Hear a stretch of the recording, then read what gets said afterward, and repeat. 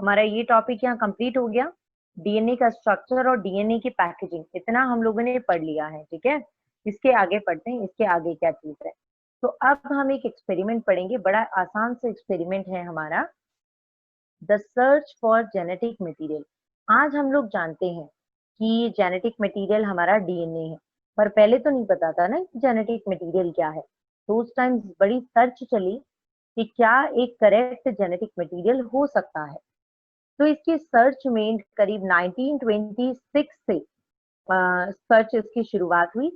सबसे पहला जो एक्सपेरिमेंट फेमस है इसकी सर्च के लिए, that is transforming principle. Transforming principle, transforming principle देखिए क्या है।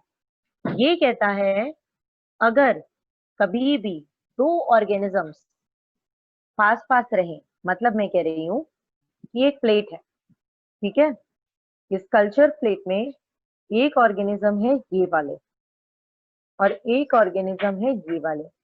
There are two organism. एक ए ऑर्गेनिज्म, ब्लर हो रही है, क्या हुआ?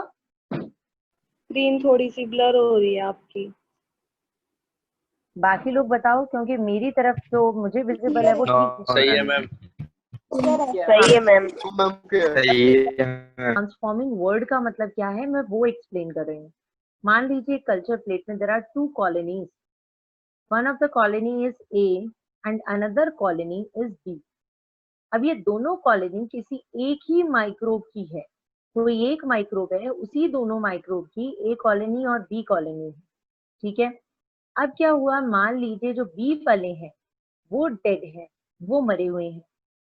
ए वाला क्या करेगा, अपने इन डेड रिलेटिव से आसपास कुछ थोड़ी बहुत कोई मटेरियल को पिक करेगा, और ऐसा पिक करने की वजह से ए में कुछ चेंजेस हो जाएंगे। मैंने क्या बोला, एक कल्चर प्लेट में एक ही टाइप के दो डिफरेंट ऑर्गेनिज्म है, ए और बी। बी मान लीजिए डेड है, ए मान लीजिए लिविंग है। जो लिविंग वाले हैं वो अपने डेड रिलेटिव से कुछ मटेरियल पिक करेंगे, और जिसकी वजह से ए वालों में कोई चेंज आ जाएगा। इसी को ट्रांसफॉर्मेशन या ट्रांसफॉर्मिंग प्रिंसिपल कहते हैं। व्हेन वन ऑर्गेनिज्म, ठीक है, change its genetic constitution by picking up some remains of its dead relative. अपने डेड रिलेटिव का कुछ बचा कुचा उसने ले लिया, जिसकी वजह से उसके खुद के डीएनए में कोई चेंज आ गया। इसे ट्रांसफॉर्मेशन कहते हैं, राइट। थोड़ी देर बाद ये और बेटर समझ आएगी एक्सपेरिमेंट सुनने के बाद। 1928 में इस एक्सपेरिमेंट को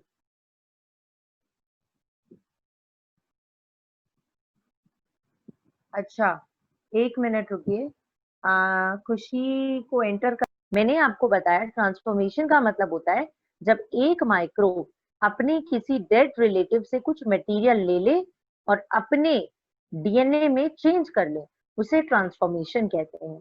1928 में इस चीज को प्रूव करने के लिए जो साइंटिस्ट आगे आया, उस साइंटिस्ट का नाम है फ्रेडरिक ग्रिफिथ। फ्रेडरिक ग्रिफिथ नाम है, बट जो इस साइंटिस्ट ने वर्क किया जिस माइक्रोब पर, उस माइक्रोब का नाम है स्ट्रेप्टोकोकस न्यूमोनिए। जब भी साइंटिफिक नेम लिखना है तो रूल जरूर फॉलो करना है। Your S should be capital, your P should be small and they should be separately underline, वरना आधा या एक नंबर तुम्हारा इसी बात का कट जाएगा। इनको कंटिन्यू अंडरलाइन नहीं करना है, राइट।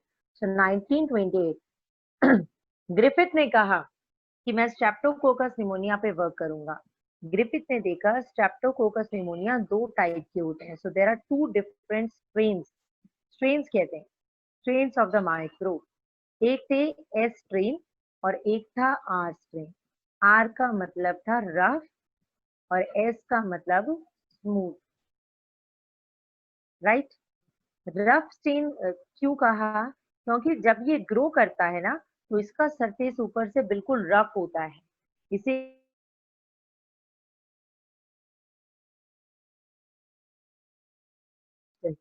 उस म्यूसिलेज के सिक्रीशन की वजह से ये स्मूथ है। यहाँ पर म्यूसिलेज का सिक्रीशन नहीं है तो ये रफ है, ओके। बट ये जो सिक्रीशन है म्यूसिलेज का, यही उसको टॉक्सिक बनाता है, या मैं कहूँ उसको वायरुलेंट बनाता है। टॉक्सिक या वायरुलेंट वर्ड का मतलब सेम है। आर स्ट्रेन जबकि आपका नॉन वायरुलेंट है। मतलब क्या है?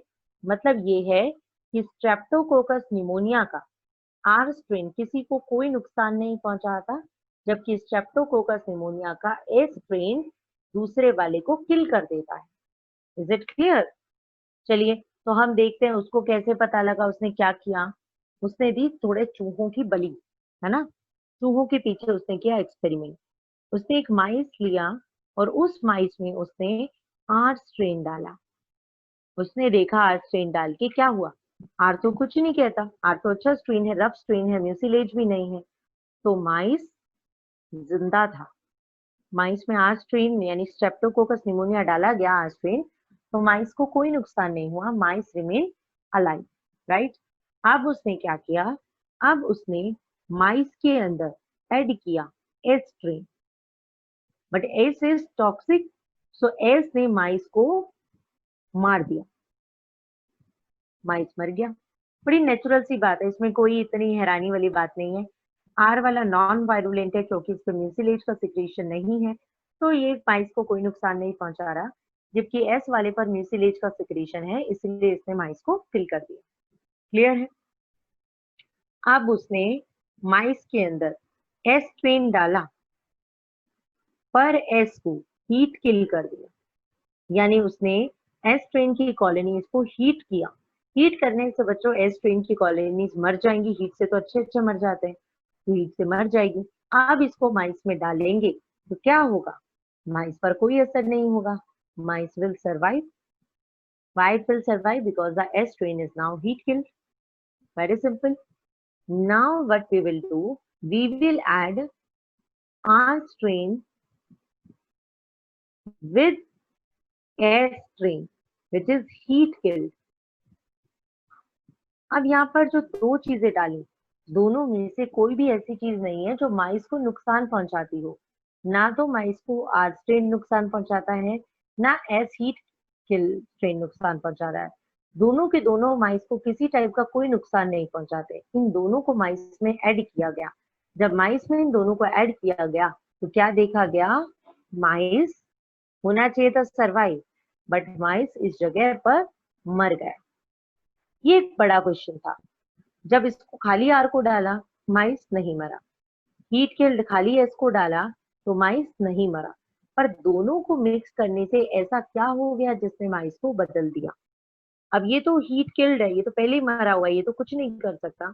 आर वाले ने कुछ गड़बड़ की है, यानी जो आर स्ट्रेन था, जब आर को एस के साथ मिला दिया गया, जब आर को एस हीट वाले के साथ मिला दिया गया, तो इसका मतलब आर वाला जो कि नॉन वायरुलेंट हुआ करता था, वो क्या बन चुका है? अब वो वायरुलेंट बन चुका है।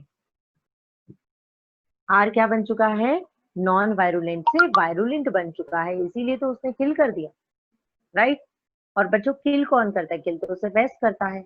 इसका मतलब आर स्ट्रेन इसके साथ मिलाने से आर अब आर नहीं रहा, अब आर भी एस बन गया।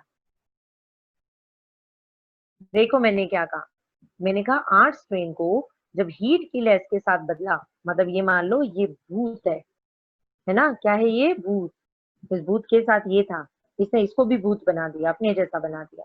तो इस एस आर स्ट्रेन इसके साथ रहा तो इसकी संगत का असर पड़ गया और ये भी आर से क्या बन गया? एस बन गया। मतलब कि इस एस हीट किल ने अपनी जो प्रॉपर्टी थी, क्या प्रॉपर्टी थी इसके पास? म्यूसिलेज बनाने की जो प्रॉपर्टी थी, खुद मर गया, पर इसकी जो म्यूसिलेज बनाने वाली प्रॉपर्टी थी वो इसने ले ली और ये भी म्यूसिलेज बनाने लग गया, इसीलिए तो ये वायरुलेंट हो गया।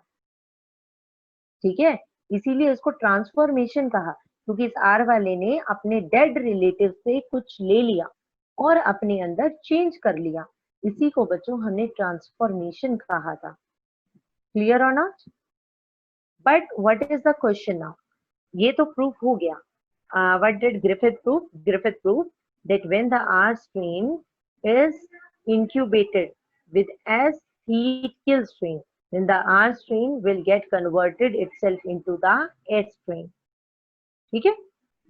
Now the question is, S heat kill की कौन सी चीज है जिसने R को बिगाड़ा? बच्चों 3 चीजों पर शक था। एक था इसके प्रोटीन पर शक, एक था उसके आरएनए पे शक, और एक था उसके डीएनए पे शक। हमने कहा एस हीट किल का प्रोटीन इसको बदलता है, या हम कहें एस हीट किल का आरएनए इसने ले लिया इसीलिए ये बदल गया, या एस हीट किल का डीएनए इसने ले लिया इसीलिए ये बदल गया। इस सवाल का जवाब हमें नहीं मिल पाया। ग्रिफिथ का एक्सपेरिमेंट यहीं पर अधूरा रह गया। क्लियर और not? So this is Griffith experiment, that is transforming principle.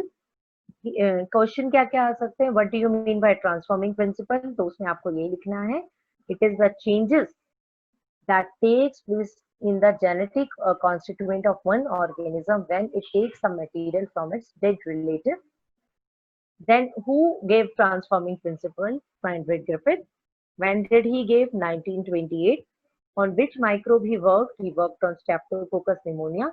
What are the different states of Streptococcus pneumonia? Is in R strain, right?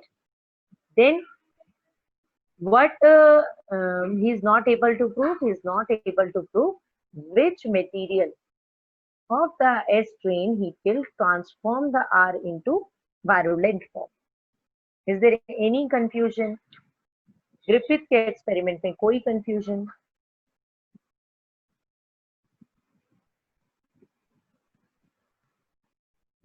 बोलिए। तो बच्चों कल का आपको पीछे उन्होंने किया उसको हम कल पढ़ेंगे, ठीक है? आज का टाइम आपकी क्लास का ओवर हो चुका है। I am also having my next class